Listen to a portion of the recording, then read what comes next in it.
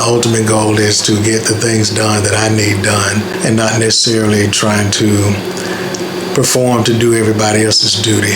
You know what I'm saying? Because I think that sometimes we overdo stuff, and so we handicap people where people are relying on us instead of relying on their God-given abilities and their God-given talents.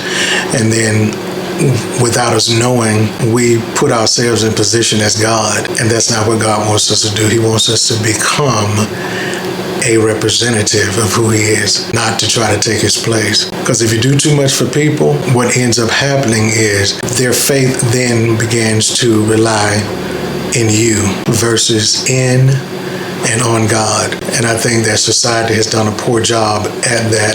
Sometimes you have to go through certain battles, and certain times you have to go through crisis in your life in order for God to actually strengthen your faith. And that's how you strengthen your faith, is when you trust God through the process. A lot of people don't like the process, but they love to gain the progress after. And what I've learned in 51 years is that everything that I had gone through, now with my mature self, everything that I went through in my younger years, it makes sense. It had to happen in order for this moment to happen in my life.